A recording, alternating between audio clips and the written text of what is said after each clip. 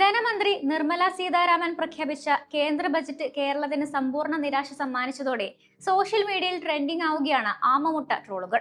കേരളം ഏറെ പ്രതീക്ഷിച്ചിരുന്ന അതിവേഗ റെയിൽപാതയും AIIMS അടക്കവും ഇല്ലാതെയായിരുന്നു budget പ്രഖ്യാപനം. അപൂർവ ധാതു ഇടനാഴിയും നാളികേര പ്രോത്സാഹനവും കടലാമ സംരക്ഷണ കേന്ദ്രവും ആയുർവേദ ചികിത്സാ പ്രോത്സാഹനവും ഒഴിച്ചു നിർത്തിയാൽ മറ്റു വലിയ പ്രഖ്യാപനങ്ങളൊന്നും കേരളത്തിനില്ല. ഇതിനു പുറകെയാണ് ആമമുട്ട ഹാഷ്ടാഗ് ട്രെൻഡിംഗ് ആവുന്നത്. ബജറ്റിൽ കേരളത്തിനെ തഴഞ്ഞതിനെതിരെയും കേരളത്തിന് കിട്ടുമെന്ന് പറഞ്ഞ എയിംസും അതിവേഗ റെയിൽപാതയും പ്രഖ്യാപിക്കാത്തതിനെതിരെയും ഒക്കെയാണ് നെറ്റിസൻസ് ഇപ്പോൾ ട്രോളുകൾ ഇറക്കുന്നത്. കേരളത്തിൽ എയിംസ് വരും എന്ന് ഉറപ്പു നൽകിയിരുന്ന കേന്ദ്രമന്ത്രി സുരേഷ് ഗോപിക്കെതിരെയും ബജറ്റ് അവതരിപ്പിച്ച നിർമ്മല സീതാരാമനെതിരെയും പലതരത്തിലുള്ള ട്രോളുകളാണ് ഇപ്പോൾ പുറത്തിറങ്ങുന്നത്.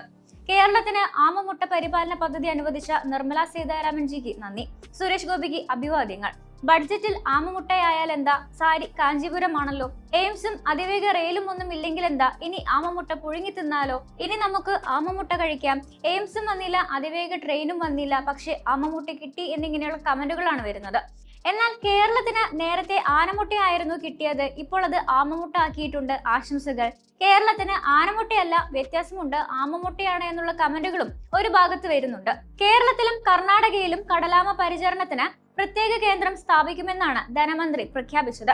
കേരളത്തിൽ നിരവധി ആമ സംരക്ഷണ കേന്ദ്രങ്ങൾ ഇപ്പോൾ പ്രവർത്തിക്കുന്നുണ്ട്. പ്രജനന കാലയളവിൽ ആമകൾക്ക് വേണ്ട ഭൗതിക സാഹചര്യം ഒരുക്കാനും മുട്ടകൾ പരിപാലിക്കാനുമുള്ള എല്ലാ സൗകര്യവും ഇവിടെയുണ്ട്.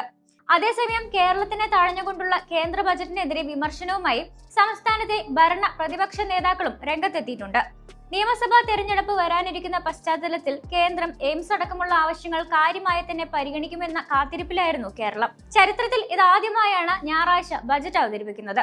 1 മണിക്കൂർ 26 മിനിറ്റ് എടുത്താണ് നിർമ്മല സീതാരാമൻ ബജറ്റ് അവതരണം പൂർത്തിയാക്കിയത്.